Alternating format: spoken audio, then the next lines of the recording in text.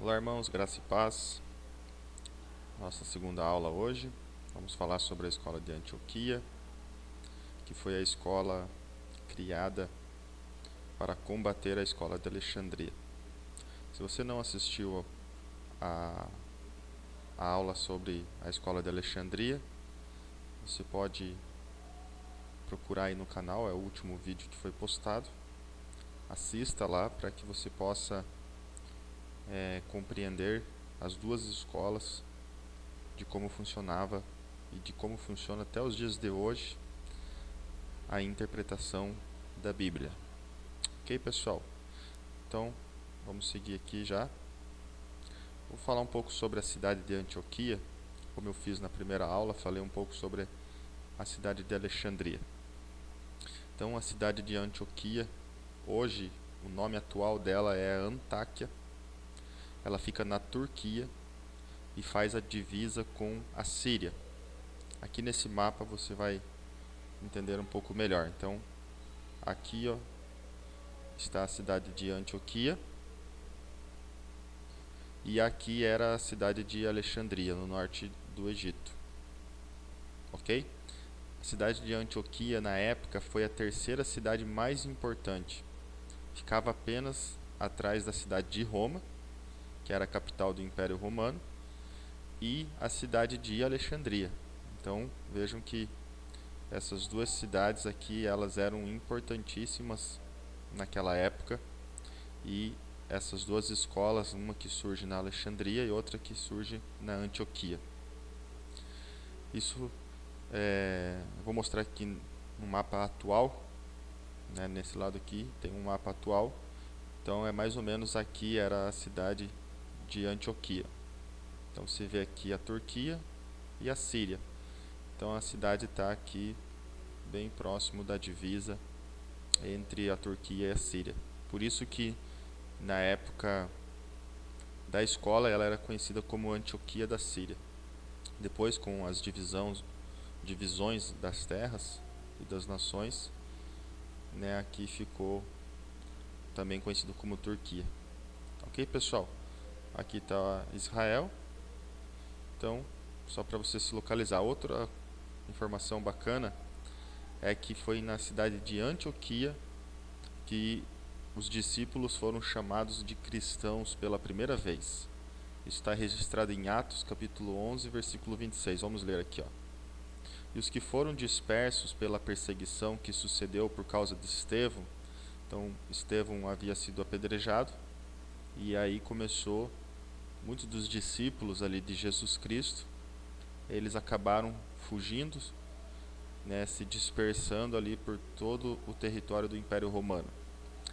Caminharam até a Fenícia, Chipre e Antioquia, não anunciando a ninguém a palavra, senão somente aos judeus. E havia entre eles alguns homens chíprios e cirenenses, os quais, entrando em Antioquia, falaram aos gregos, anunciando o Senhor Jesus. E a mão do Senhor era com eles, e grande número creu e se converteu ao Senhor.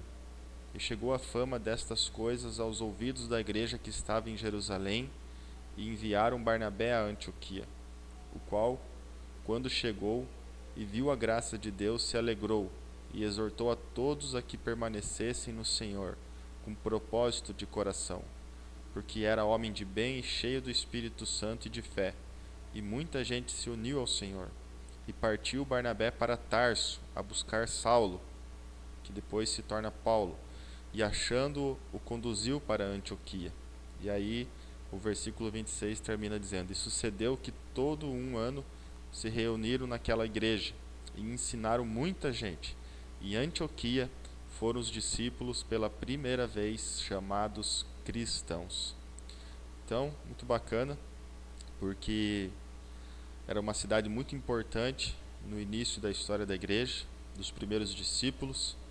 E vejam que havia ali em Antioquia uma igreja muito importante, a ponto de as pessoas chamarem aqueles discípulos de cristãos, porque eles então se pareciam com Cristo, com Jesus.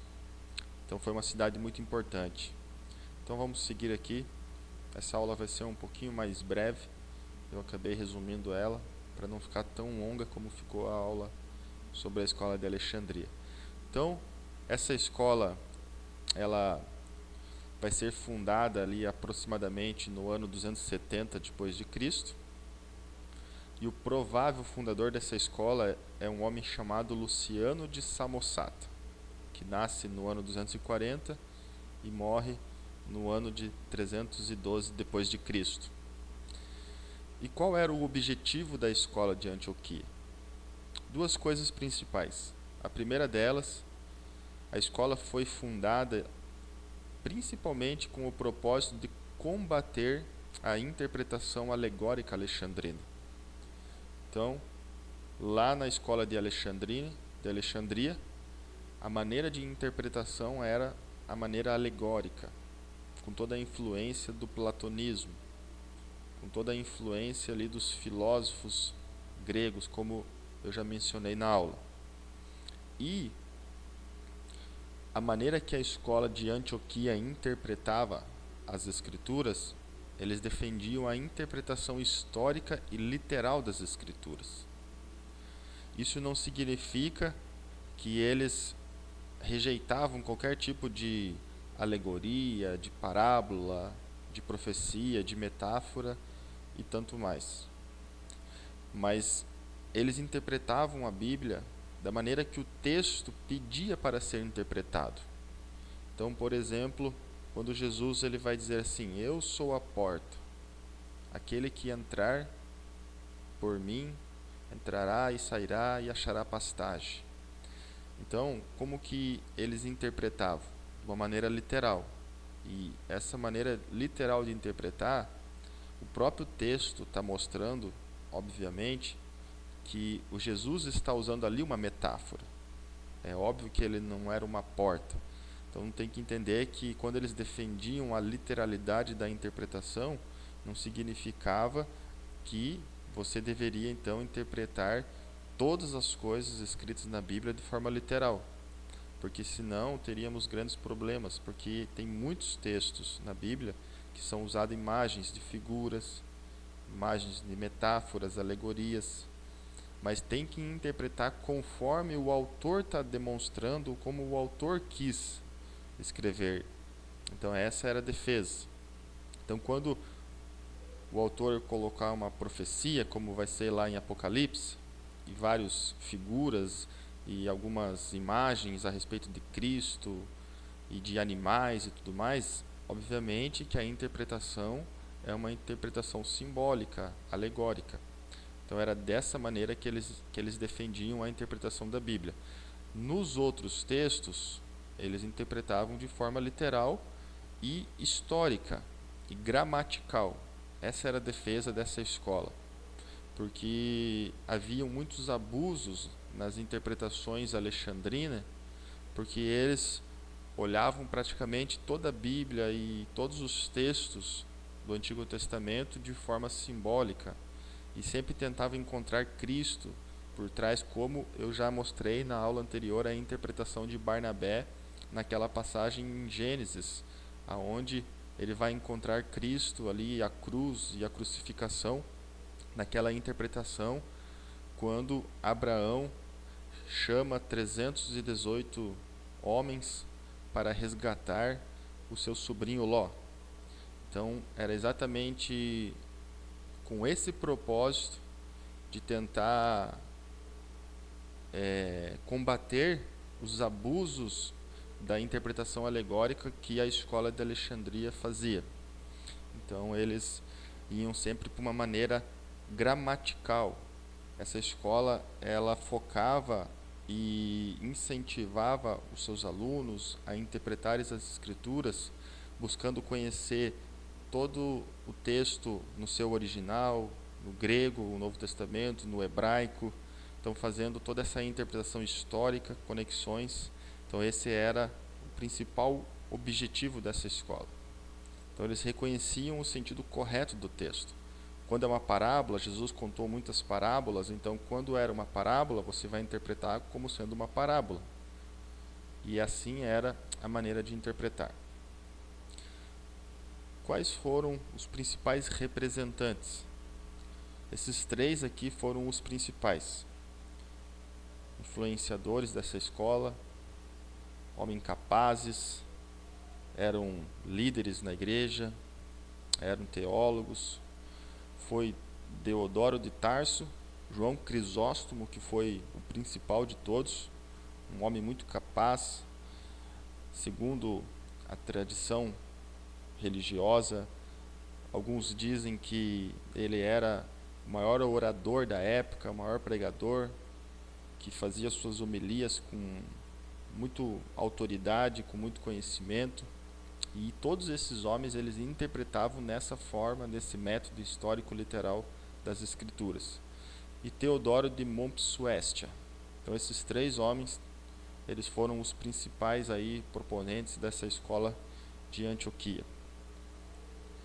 E quando que essa escola ela fracassou? Quando surge esse homem chamado Nestório.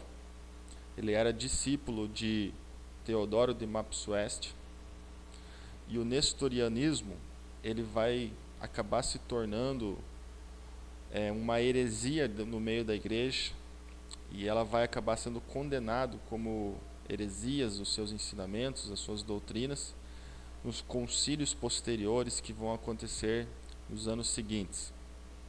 E Nestório, a principal motivo aí das suas heresias é que ele entendia que Jesus Cristo, ele na verdade não tinha a sua natureza humana e a sua natureza divina habitando num só corpo. Para Nestório, Jesus ele tinha duas naturezas, mas distintas uma da outra. Então havia o Jesus divino e havia o Jesus humano, e que eles eram duas pessoas diferentes, e que habitavam no corpo de Cristo, e que habitou, mas eram duas pessoas diferentes. E a igreja e todos os líderes e bispos da igreja nos primeiros séculos, a maior parte deles entendiam de forma diferente. Eles entendiam que Cristo no seu corpo habitava, e era uma só pessoa habitando a natureza divina e a natureza humana. Então Jesus era 100% homem, 100% Deus na terra, e não tinha essa distinção como se fosse duas pessoas. E ele então é considerado como um herege, e ele também tinha o entendimento do pelagianismo, que era uma doutrina no início da história da igreja, que vem dos ensinamentos de Pelágio, que entendia que o pecado original, o pecado de Adão, não havia afetado o homem, e que o homem nascia sem pecado, e que o pecado então ele era construído com o tempo, que nós nascíamos sem pecado nenhum. E isso também foi considerado como heresia pelos pais da igreja, e Nestório também tinha essa visão semi-pelagiana, no entendimento de que o pecado não havia afetado o homem, contradizendo com tantos textos na Bíblia que mostra que o homem já nasce em pecado, e que o pecado de Adão afetou toda a terra e nos afastou de Deus. Então ele, sendo um dos seguidores e discípulo de Teodoro, e ele sendo considerado como um herege, teve outros ali que acabaram infelizmente também sendo considerados como herege. Isso trouxe o fracasso da escola de Antioquia, porque aí a igreja parou, começou a refletir e pensar, bom, se dois desses homens dessa escola foram considerados expulsos da igreja como hereges, essa escola aí não deve ser muito boa não.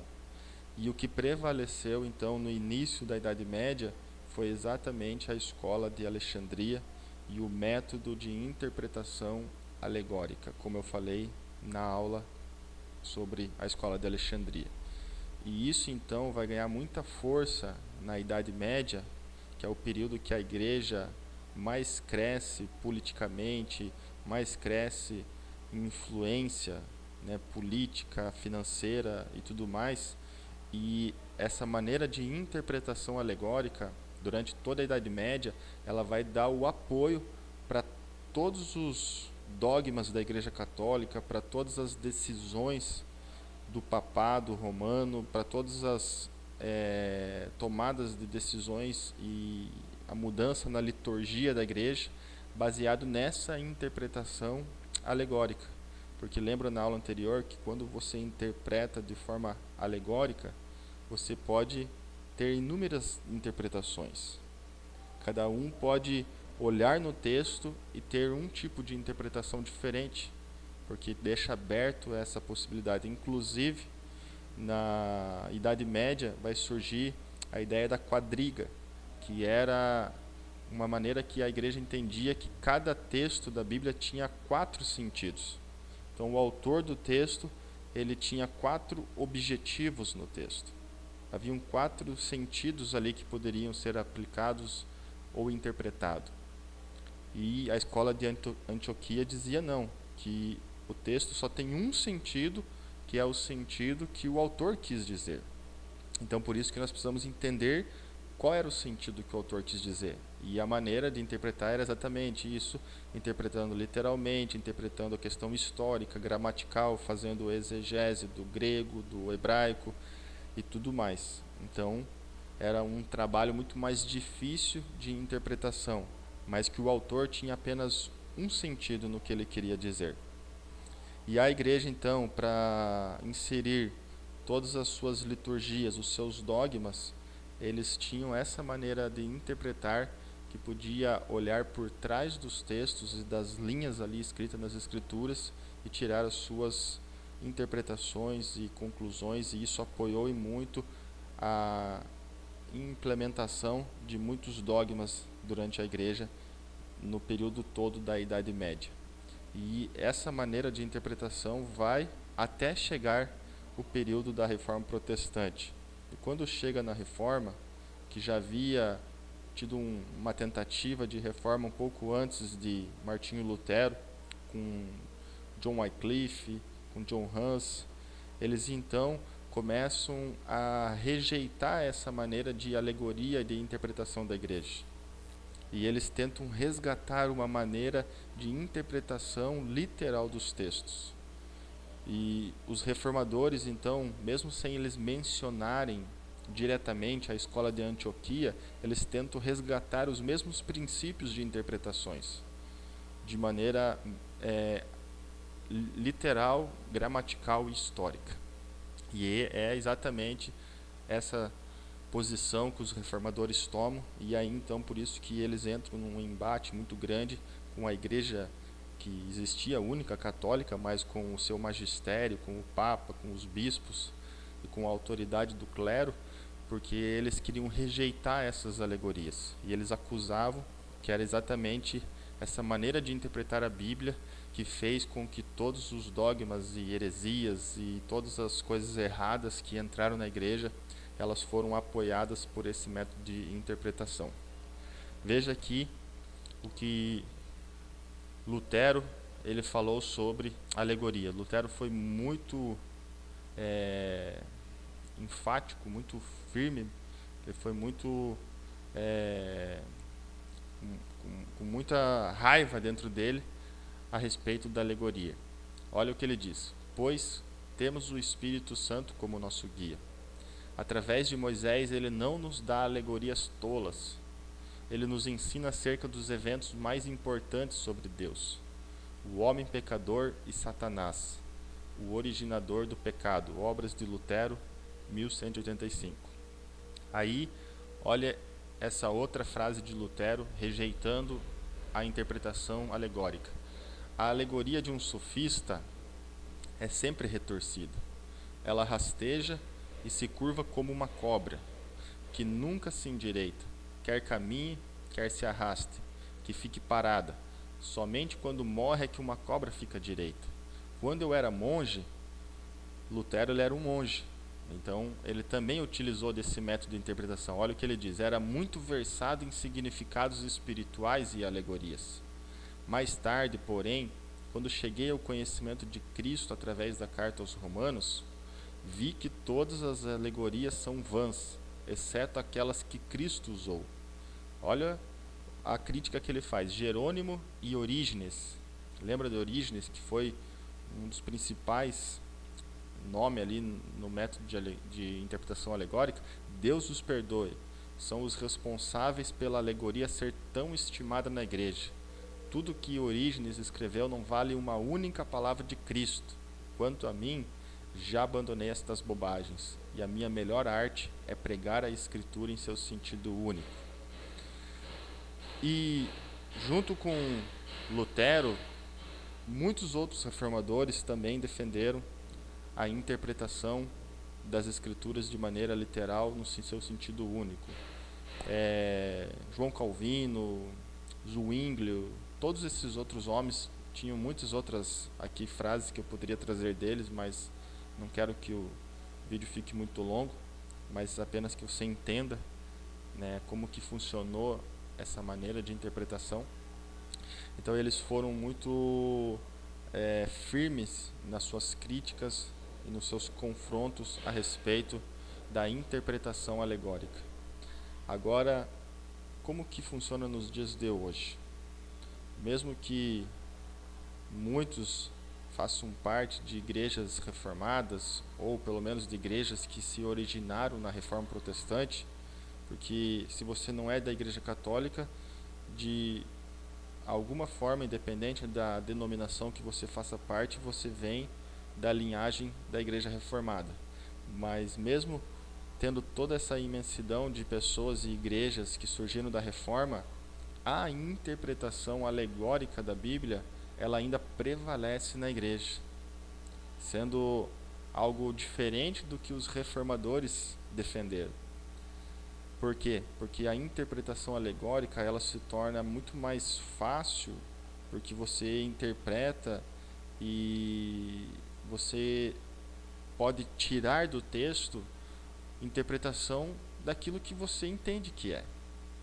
E uma interpretação literal vai te exigir muito mais trabalho, muito mais estudo, conhecimento do texto, conhecimento da questão histórica, cultural, do tempo, do que o autor queria dizer, qual era o propósito que ele estava escrevendo. Então é mais fácil você interpretar alegoricamente. Inclusive Orígenes, ele dizia, porque ele entendia que o homem ele era feito de corpo, alma e espírito. Então ele dizia que a interpretação acontecia em 3 dimensões. No corpo, a interpretação no corpo era a interpretação literal, era a mais básica que tinha. Então aquilo que você lê ali na Bíblia é a interpretação no corpo. Aí tinha a interpretação na alma, que era já um entendimento que estava por trás das letras, por trás do texto literal claro ali. E tinha a interpretação mais profunda, que essa era reservada apenas por uma mente iluminada, por pessoas muito espirituais, que era a interpretação do espírito. E que essa só era alcançado por pessoas muito espirituais. Então, os reformadores, eles combateram isso, porque eles diziam, não, todos devem interpretar, todos devem ler, todos têm que ter o conhecimento. Por isso que a primeira ideia e uma das primeiras coisas que os reformadores fizeram, começando com Wycliffe, foi traduzir a Bíblia para a língua do povo, para que o povo pudesse ter acesso à Bíblia e para que eles então lessem, porque o Espírito de Deus ia iluminar eles, como Lutero diz aqui, pois temos o Espírito Santo como nosso guia. É claro que, na minha visão, por um lado isso foi muito bom, porque a gente pôde ter acesso à Bíblia, porque na época da Idade Média, as pessoas, o cidadão comum, ele não tinha acesso às Escrituras. Isso estava reservado lá para a igreja, para os líderes, para os monges que ficavam separados, copiando os textos e estudando e meditando. Então, nos monastérios, os monges eles tinham um contato com a Bíblia de uma maneira muito mais assim, no sentido de devocional, de entender, de conhecer. E essa maneira de interpretação um pouco mais literal, na Idade Média, mesmo ela não tendo prevalecido, ela existiu nas catedrais que foram surgindo, que eram mais no sentido teológico. Então teve muitos padres, muitos líderes católicos que também defenderam. Porém, o que prevalecia no magistério da igreja, lá no topo da hierarquia da igreja, era essa interpretação alegórica. Mas então os reformadores, eles vêm, como eu estava falando, por um lado foi muito bom que as pessoas puderam ter acesso à Bíblia e ler. Por outro lado, o que eu vejo que foi ruim é que isso abriu as portas para todo tipo de heresias, para todo tipo de denominações. Por isso que hoje no meio protestante existem milhares e milhares e milhares de denominações diferentes e que cada um interpreta o mesmo texto de forma diferente. Por quê? Porque todo mundo teve acesso e todo mundo, usando do pressuposto que o Espírito Santo iluminou eles, interpreta os textos diferentemente um dos outros. Por isso que nós vemos aí muitas denominações que entendem sobre o Espírito Santo de um jeito, sobre o falar de línguas de um jeito, outro de um outro jeito, entendem sobre batismo de um jeito, outro de outro jeito, entende sobre, enfim, tantas coisas, né, que nós poderíamos darmos como exemplo aqui, mas porque as pessoas tiveram essa liberdade para interpretar o texto. E infelizmente muita gente, às vezes não capacitado ou que não teve, né, a preparação correta, acaba interpretando e interpreta de um jeito muito equivocado. Então, para nós finalizarmos, essas duas escolas foram que construíram toda a história aí da interpretação da Bíblia, e nos dias de hoje, como eu falei, o que prevalece ainda é a interpretação alegórica dos textos, encontrando um sentido por trás do texto, encontrando verdades espirituais que supostamente não estão claras no texto e que precisa de mentes iluminadas para encontrar. O lado ruim disso, ao meu ver, é que às vezes a pessoa acaba colocando ou forçando algo no texto que o texto nem quer dizer, que o autor nem era a intenção dele de escrever, mas porque a pessoa usa desse método de interpretação, ele acaba encontrando coisas que muitas das vezes a maior parte do povo, dos membros da igreja, não vão encontrar. E aí elas podem até se sentirem um pouco inferiores, incapazes, ou acharem que o conhecimento bíblico está reservado apenas para os líderes, os pastores, os padres, os sacerdotes, quando na verdade a Bíblia deve estar acessível a todos nós e todos nós devemos ler, respeitando, né, a sua ordem histórica, gramatical, entendendo a maneira que está escrito, estudando ela, analisando, fazendo as conexões com os textos. Então é isso, queridos, que você possa refletir nessas duas aulas, refletir na maneira que você tem interpretado a Bíblia, analisar qual é a maneira que você tem interpretado e qual dessas duas escolas você acha que está certo. Eu não estou aqui para defender nenhuma delas, apenas para transmitir como foi a história da igreja e como ela continua sendo até os dias de hoje. Então, que você tire as suas próprias conclusões e que você seja aí iluminado por Deus, pelo Espírito Santo, na sua leitura, na sua interpretação e na sua vida com Ele. Que Deus abençoe sua vida. Um abraço e até mais.